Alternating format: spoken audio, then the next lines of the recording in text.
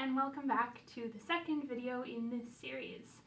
This video is about the application process itself. My name is Emily Lacroix. I'm an assistant professor at UNB in the psych department, and I'm also the coordinator of our honors psychology program. This second video provides information about applying and different application components and pieces of advice, like how to ask for reference letters.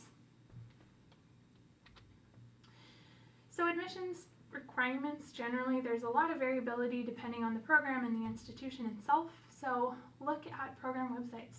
When you're starting to look at where you might want to apply, just consult those websites and look at their requirements. This is a great step to take even if you're not done your undergrad degree yet or you're nowhere near applying. Sometimes there are requirements that differ from your major requirements, like specific courses. History of psychology, for example, is often required by graduate programs. If you're not sure about the requirements or they don't make sense to you or you're not sure how to apply, every institution, every program will usually have a graduate program assistant, and that's a good person to consult if you have questions about the procedures or requirements. The application requirements and admission criteria for the clinical psychology program at UNB are all listed on our website here, for example. You can see that in our program, you need to have an honors degree or equivalent in psychology. You need to have written an honors thesis. You have to have coursework in a few different areas. A GPA of 3.7 out of 4.3. If your GPA is on a different scale, the admissions committee will convert that to our scale. So not to worry if your GPA is a different kind of system at your institution. We no longer look at GRE, and a lot of programs scrapped the GRE throughout COVID and just haven't brought it back because it's an added barrier. 3 reference letters. This is pretty typical. Usually programs will ask for 2 or 3 references. They can be academic references or professional references. Try to just find someone who knows you well. Usually there's a statement of research experience or interests, and we also ask for a CV.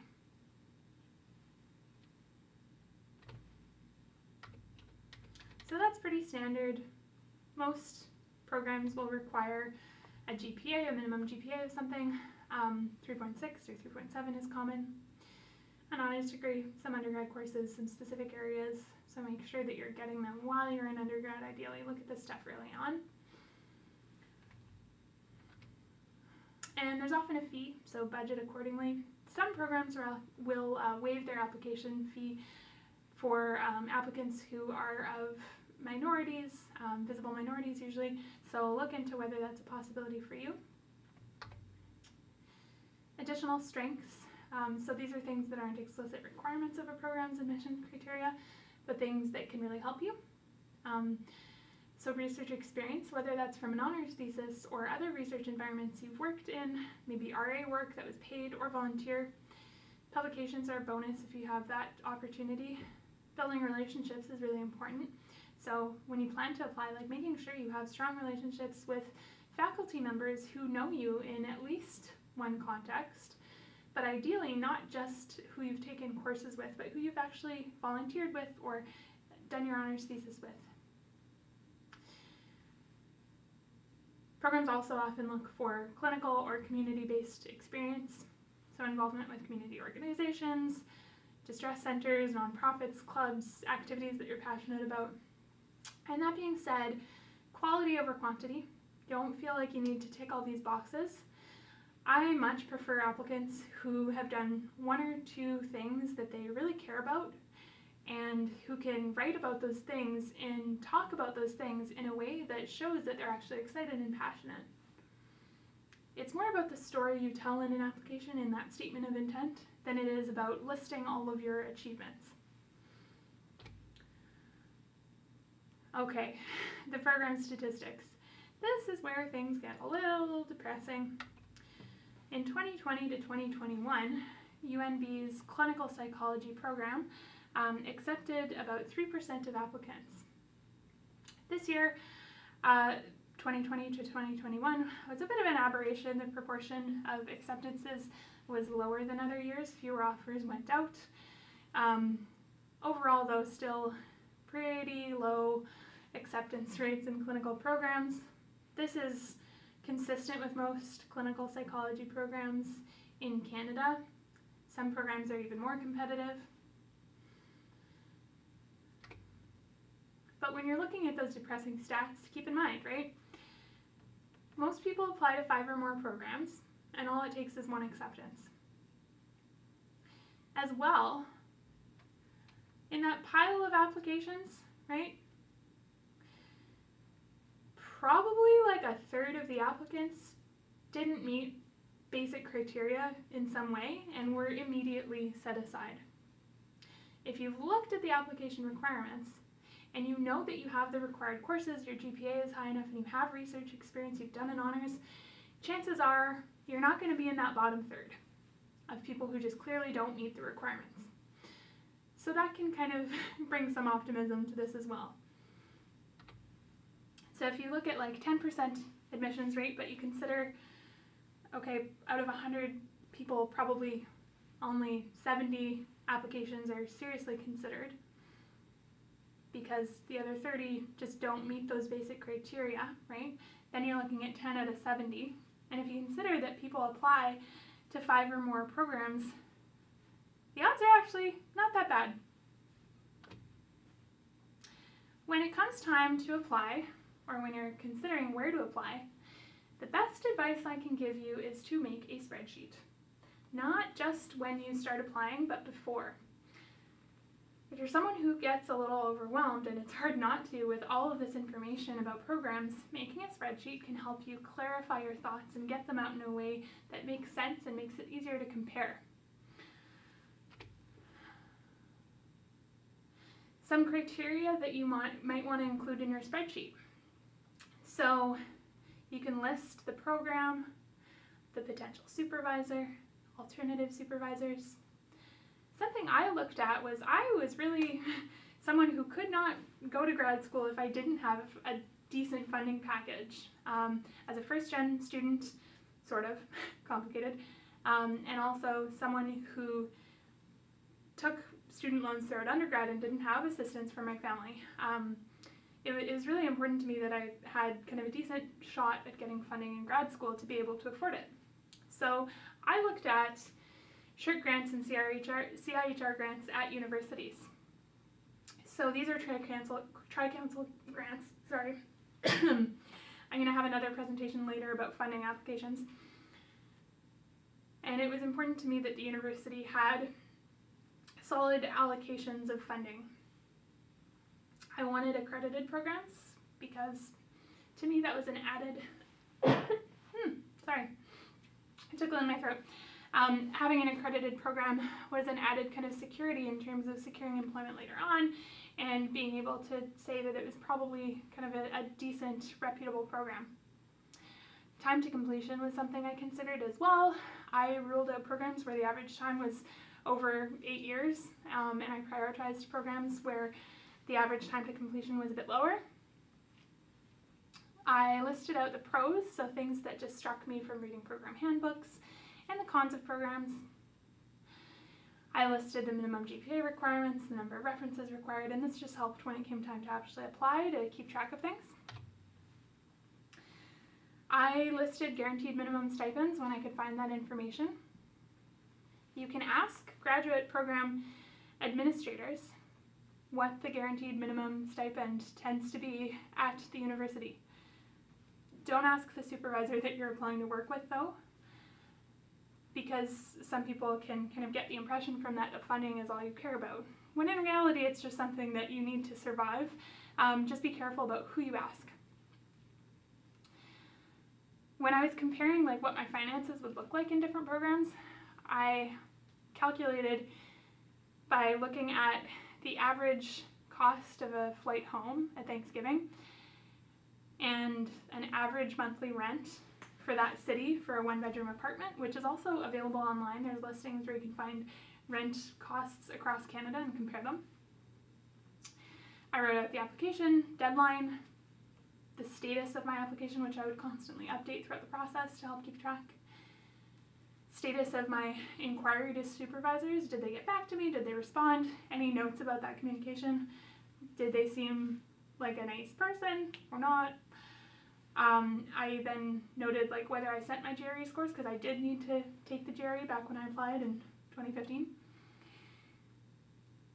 I also noted whether my references had sent their letters to keep track of it and make sure that I reminded them as needed.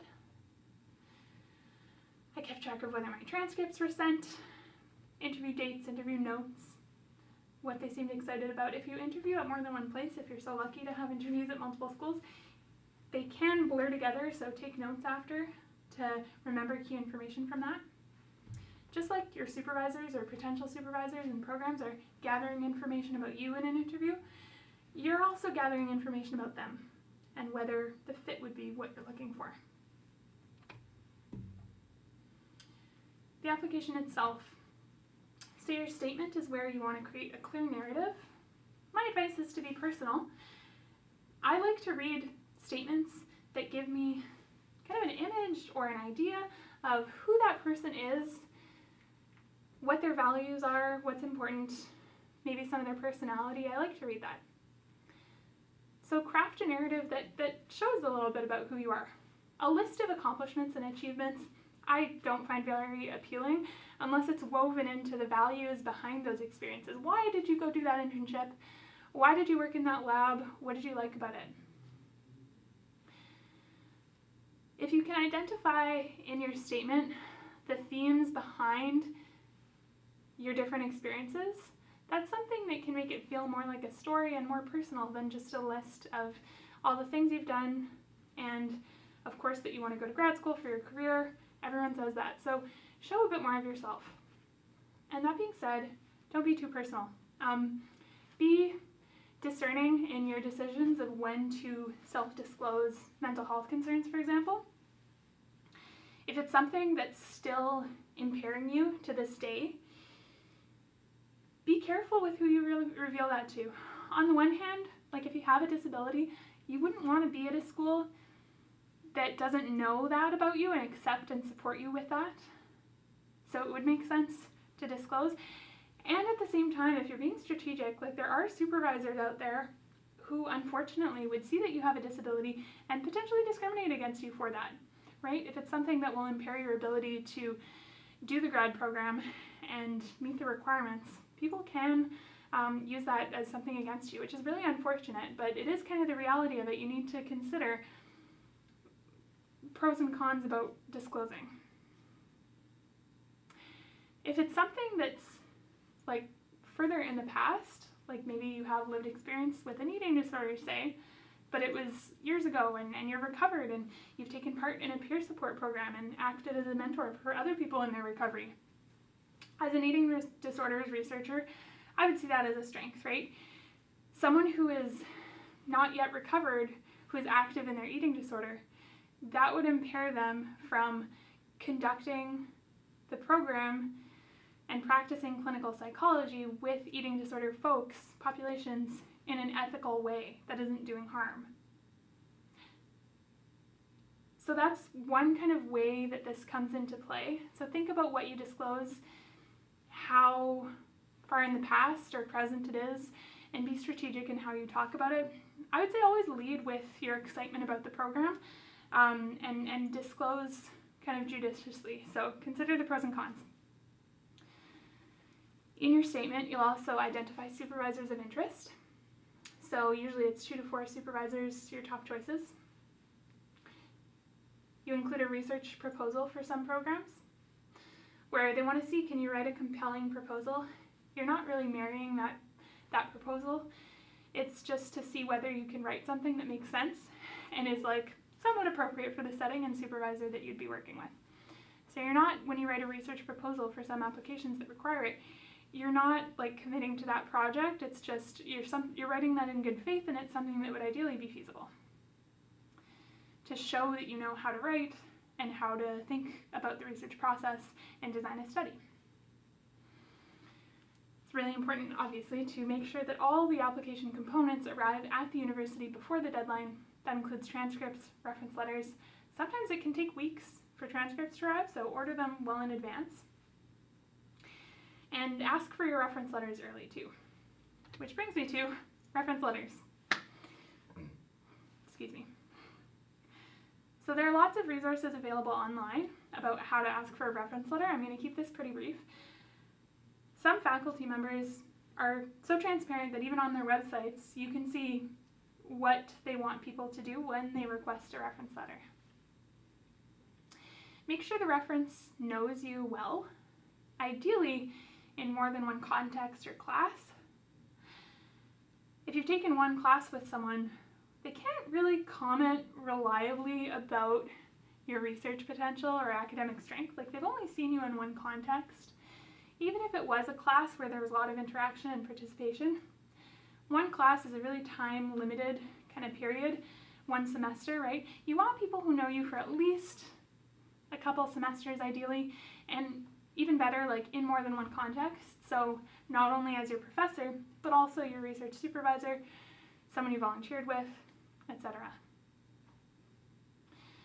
I would much rather have a professional reference from someone who supervised you in a professional setting than a professor who you took one class with who barely remembers you.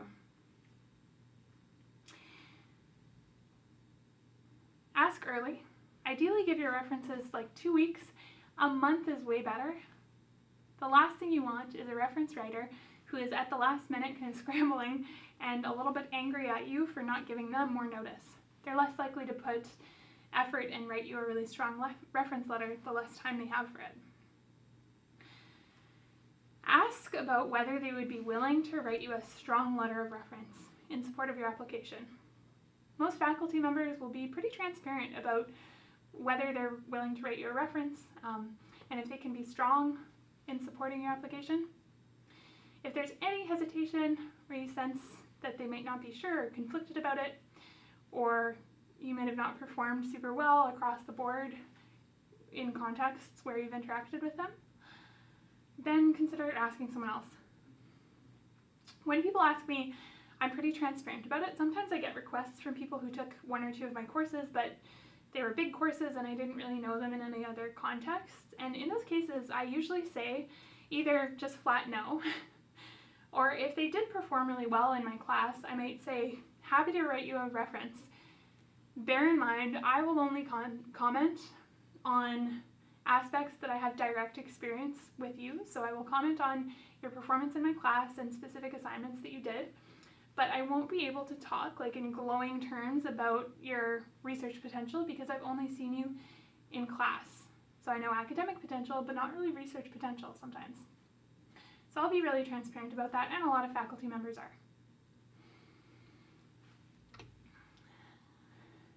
What I usually suggest when asking for references is a bit of a 2-step process. When you start your applications, don't just like put their name in or their email address without actually formally requesting a letter from them.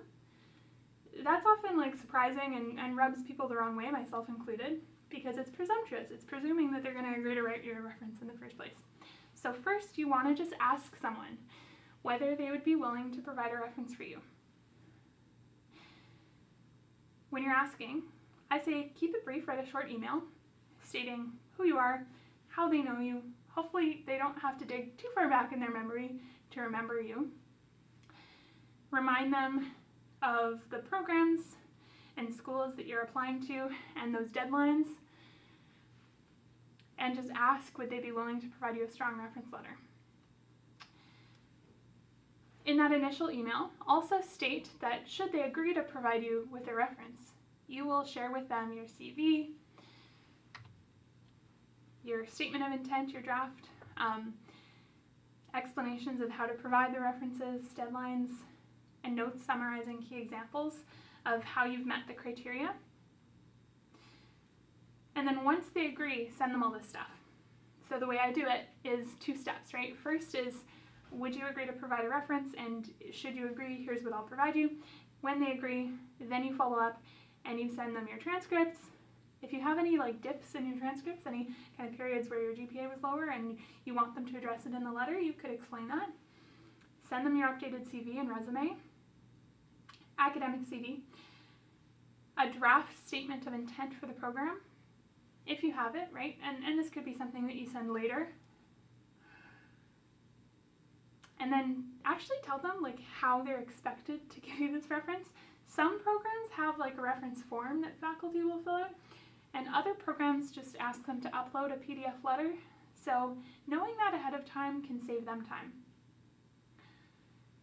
And offer to share notes summarizing key examples or explanations of how you've met the criteria. This can be really, really helpful, especially if it's something they might not readily be able to remember. For example, if you took a class with them, you can put in your grades and the names of assignments that you did. If you wrote a paper, you could include the title, so that could help them. Some faculty members will actually ask you to write a draft of your reference letter. This is pretty awkward. Just acknowledge that it's awkward. It's going to be awkward when you're writing a draft reference letter about yourself, because you do have to boast about yourself. Try to just do it in objective terms, talking about exactly what you accomplished, rather than using kind of floral language. Emily is so amazing. She's the best student I've ever had, right? Be specific and concrete and give lots of examples.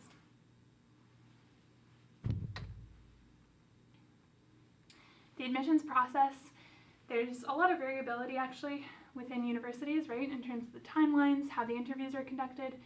Some programs have virtual interviews. A lot of programs have kept that since COVID. Other programs have open houses, either virtual or in person. Some programs pay for you to visit after you apply and have been accepted. Offers can come out for clinical programs in Canada generally like as early as February, even January in some cases, or early March, and as late as August, right? Because sometimes they're sending offers out, people are rejecting them, and then they're moving down their list. So it can take a while sometimes to hear back. Generally, try not, if you've been lucky enough to have multiple offers, try not to hold more than 2 at once. Just think of everyone else who's like waiting with bated breath to hear back about whether they've been accepted or not, those people who are lower down on the list, and think about those other students. Take the time that you need to decide, but don't hold more than 2 offers at once. It also will help you decide, right? Rather than deciding among 5 programs, it kind of breaks it down. Do I want to go here or here? Okay, this one's better, and then you get another offer, and you're able to weigh those choices individually against each other. Funding decisions sometimes come out at the same time as the admissions decision, so you know what kind of funding you're getting. And unfortunately, sometimes the funding decisions are released later, so you might have to make a choice, not knowing for sure what your funding package will be. It's often not really the control of the department. It comes down to the institution and their procedures. A warning about online discussion forums. So there are internet forums on Reddit, as well as one called the Grad Cafe, where people who are in this application process talk about, they trade information, share tips sometimes. These forums are a great way to increase your anxiety, so use them mindfully or not at all. There's some useful information on these forums. For example, tips on applications, resources, webinars that people share. But there's also a lot of unhelpful and biased information. I checked out this forum recently, and what I see is generally people posting a lot fall into one of 2 categories. Either they aren't getting in, so it's people who are like desperately seeking information and sharing in this like collective anxiety, or they just want to gloat about places they've been accepted to. So either way, like not really helpful. The advice can be inaccurate. I've seen bad advice on these forums too. When you're applying to grad school, take advice from graduate students and professors, and try to just focus on your own application. Don't compare yourself to other people. Just focus on yourself and try to make your application as strong as it can be. And if you're not accepted, get some more experience, apply again in a year or 2. After you apply, I think it's really important as you're entering grad school to shift your mindset and reward yourself as much as you can in the moment rather than delaying gratification. When you apply, right, and you've created your application, you've gotten together all these documents, sent them off, asked for references, gotten your reference sent, that was a lot of work. And I think you really should reward yourself for each application that you submit. Don't wait, 3 to 8 months to learn whether or not you've been accepted and delay gratification. Once you hit submit, you've done your piece for now. I mean, you might interview and that's part of it too. Reward yourself for applying. You've done the piece that's in your control. Try to refrain from obsessively checking. Keep it to, once a day or as often as you would regularly check email. Focus on your courses. It's not that if you gain acceptance that you can say like, well, other courses that I'm doing, in the winter semester don't matter now. No, they actually do, because when you're in grad school and you start applying for more funding opportunities, those grades are taken into consideration. So those grades matter. Don't let them slip. Particularly if you don't know yet whether you've been accepted or not, those grades in the next admission cycle will be on your transcript. So they still matter. Thank you all for watching. Good luck with your applications. I hope this information was helpful, and I'll see you in our next video, which is on identifying a supervisor and contacting potential supervisors. Thank you.